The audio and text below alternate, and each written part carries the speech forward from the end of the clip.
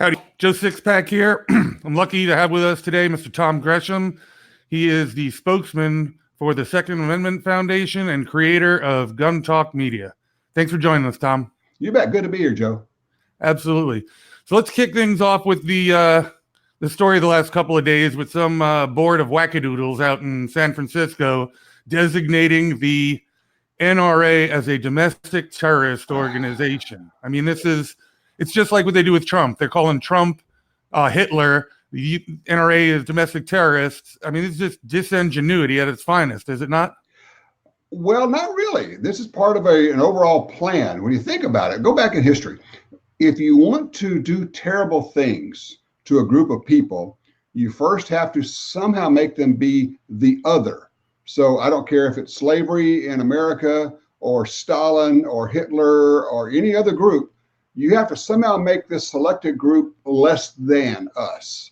And today, what better way to label somebody as less than you so that you can do something to them, but to call them terrorists? And I think this is part of an overall plan of setting up America's gun owners to be the ones that we can do anything we want to them because they are somehow less than us. They are, in fact, terrorists.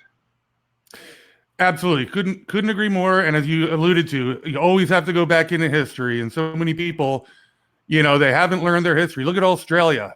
Forget about Hitler and Stalin. Look at Australia, modern day. They did it, 15, 20 years ago? Right, exactly. You go to YouTube and you see those Australians saying, America, don't do it. If you do it, you're going to regret it. Our crime rates are up 30%. I have friends in Australia who are shooters or gun owners. They say, look, whatever happens, fight it, fight it, fight it. Don't let it happen. We did not have an NRA here. We didn't have the ability to fight it. We had a mass shooting. They had a mass shooting in Tasmania. And within weeks, they had a total ban on, actually, it was weird. It was not just semi-autos, actually pumps. So people say, well, I'll still have my duck hunting shotgun. No, you won't. They want that too. Trust me.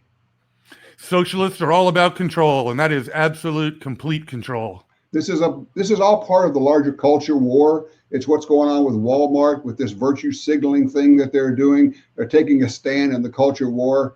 And you know what? It's only going to get worse. And I think, honestly, and Joe, it's fed by the media, making it look as though it's popular to take a stand against the Second Amendment. It's not only popular, but it's the right thing to do. And so people who want to be seen to be doing the right thing, they stake out that ground, not understanding that 40% of Americans own guns, and there's 100 million gun owners, and there's 400 million guns in the country. What are they going to do about that? What is their plan if they want to buy them up the way Beto says? What if we say no? Now what? Right. Come and get them. I don't know that they think that far ahead. No. Honestly, I think part of it is that in their world, they don't know people who own guns, or at least they don't think they do. They actually do. But in a lot of America, owning a gun, giving a gun to your son or daughter as he or she grows up is part of the fabric of America. Going hunting on Thanksgiving Day. It's like Thanksgiving or it's Christmas. It's part of who we are. And those are our touchstones. And it's so foreign to people who might live in a real urban area. They just don't understand that. I was actually, just a few minutes ago, I was talking to a reporter from the Washington Post, and I was explaining about concealed carry. And she was surprised to know how many people carry. And I said, look, probably open carry, 0.1%, so that there may be 10,000 people carrying concealed for every one that you see open carrying. And she was just blown away that there are 20 million people who are carrying guns every day for their own protection. Yeah, it's amazing. And you get so many different reactions. I got a buddy of mine who he carries all the time. And over 2 different reactions in 2 different days. One, he was holding open the convenience store door for this woman. And she walked by and said, my husband is very grateful that you carry. And the second one, we were sitting in a restaurant having lunch. Mm-hmm. And this obvious liberal comes in with this look of disgust on her face. And she says to him, you're not going to whip that out, are you? Me being me, I turned around and said, well, I think you have to be a little more specific about that one. Yeah, and it's one of the reasons, honestly, I've done open carry, but I prefer concealed carry because I think it gives me more options. Also, I'm not trying to draw attention to myself. So Right. I want the option. If something starts to happen, I want to be able to slip out, be a good witness, call the police if that's what's called for. I want all my options. I don't want to be forced to use a gun because people can see it there. And that's kind of my take on it too. I carry concealed, and if you're carrying open, you become the first target. Maybe. I don't know that's ever happened, but it certainly is a possibility. Right. But at the very least, people are noticing. Obviously, as people do, they walk in, they go, oh, wow. And then I start to wonder, well, why do you want to call attention to yourself? What's the value here? Or is this more of a look at me kind of a deal? I don't know. Well, I don't, there are some people who they want to carry, but they don't want to be in the registry. Yeah, I hear that. They say, I don't want to be on a list. Well, that's right. Two things. One, you're already on a lot of lists. Okay, let's start off with that. But number two, the real one, there are some lists that you should be proud to be on. I mean, think of the people who signed the Declaration of Independence. It was a death certificate for themselves. They said, by signing this, we understand that the British will come and kill us if they can find us. That's a list that you're proud to be on. I am perfectly okay being on a list that says I support the Second Amendment. That is a fantastic point, and I had never thought about it that way. Thank you for opening my eyes on that one. You bet. So let's talk about this Walmart thing a little bit. So they had a couple of shootings over the summer, and their reaction is to ban handgun ammunition and stop letting people open carry in their store. I mean, it would seem to me if I owned a store, I'd want to encourage more of my good customers to carry. Well, what's interesting is they're doing the corporate rope-a-dope. They're trying to have it both ways right now. You notice that they didn't say we're going to ban open carry. They just said we're going to ask you not to carry. So they want to make the gun ban people happy and try not to tick off the gun owning people. It's not going to work. You can't have it both ways. They actually were doing it really smart before this. Walmart's policy was really easy. It said, we will follow the laws of our state. If open carry is legal in our state, good, wherever that store is. If concealed carry is legal wherever that store is, that's good. We don't make the laws. We're not going to take a position. That was pretty smart, right down the middle. Okay, I can go with that. But now they've sided with the left. Now they have taken a position in the culture wars, and they basically said, all you people who are legal gun owners, you're not really trustworthy. And because bad people do bad things, we're going to impose restrictions on good people who don't do bad things. And well, I get it. They're going to be able to stand up in their board meeting and all the billionaires get together and have the cocktail parties and, oh, aren't we cool? We're the cool kids on the block and we've done all this, absolutely doing nothing as far as crime, of course. But what they don't know, and here's the question, is it smart for someone in the corporate world to force its customers to take a revote on that business? That is, you've got all these people who already, think of New Coke.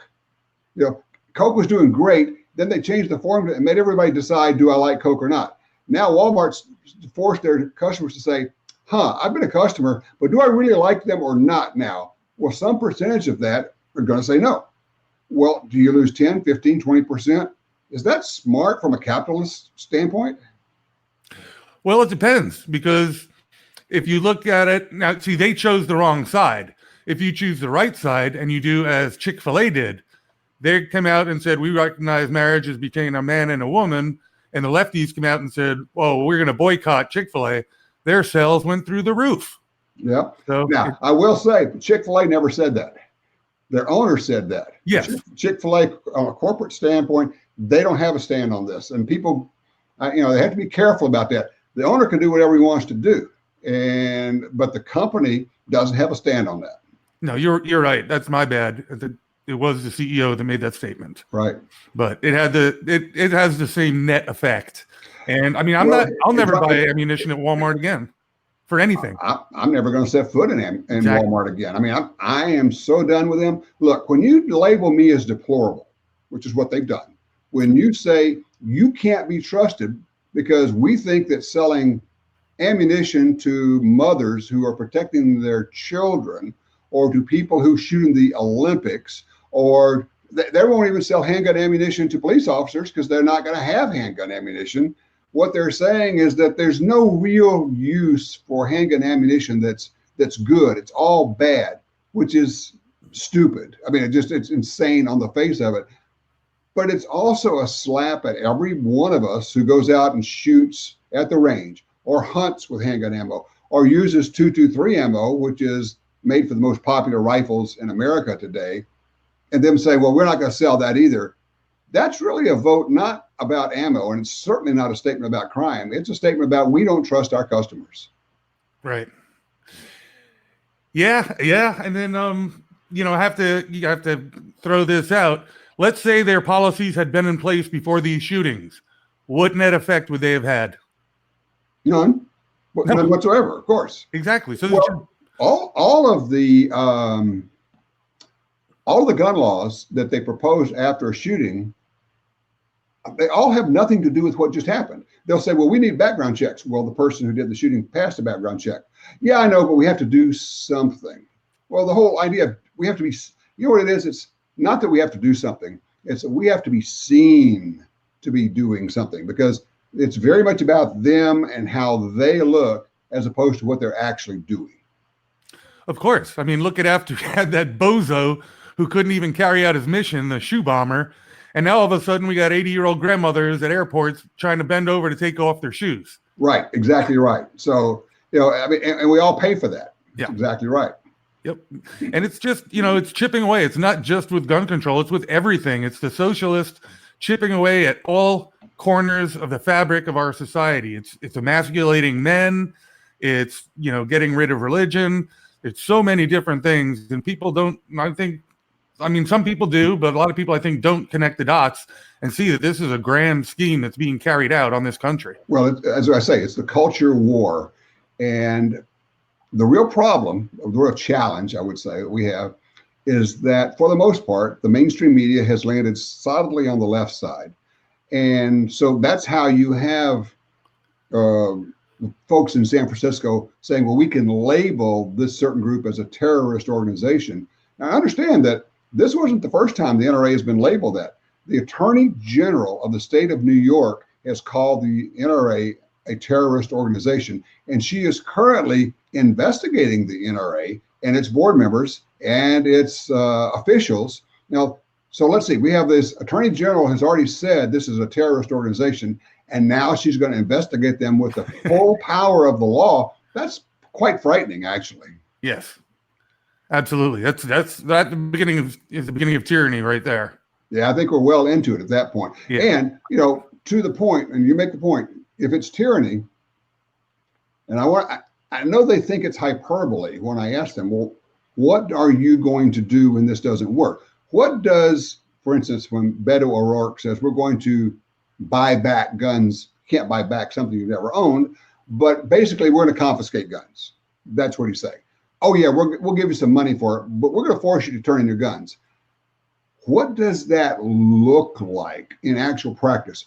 Are you sending people in armored personnel carriers house to house and kicking in the doors? Because if you don't, you won't get them. And and the other part is, and Joe, guns last 100 years. So it's not like this is a consumable people will have used up, in 6 months. Those guns will be around for 5 generations. So what, in fact, is the plan? And if you're going to send people, and people say, well, that'll never happen. No, it actually already happened. I live in New Orleans, just outside New Orleans. Hurricane Katrina, Ray Nagin, the mayor, sent the police in and said, there will be no privately owned guns in this town. And they illegally took guns. They knocked people down. They stole their guns. And then they denied they did it until we, the Second Amendment Foundation, went in and we found the guns in a warehouse. And then they went, oh, wow, look, wonder where all these guns came from. So gun confiscation not only is a theory, and it doesn't just happen in other countries, it already has happened here, and they already sent armed police, but people are different now. And I hate the very idea of it. That's why we work to avoid it. But there's some percentage of gun owners who say, you know what, that's my line. For this country, my duty to this country, I will not let that happen. And I will do anything and everything up to given my life, if necessary, to prevent that from happening. Oh yeah, and we also own 400 million guns. Is that where they really want to go? I mean, nobody wants that. No. No, and I'm glad you brought that up because I was going to mention that as well. I only heard that a couple of days ago, and that blew my mind. And it brought to mind a sign that I saw a number of years ago, which had something to the effect of, those who sleep through democracy wake up in tyranny. I like the one that says, you can vote your way into socialism, but you have to shoot your way out. Absolutely right. Couldn't agree more. Tom, thanks a lot for being here, man. I really appreciate it. It's great talking to you, and hope we can do this again sometime. Absolutely, Joe. Thanks a lot. All right. Take care.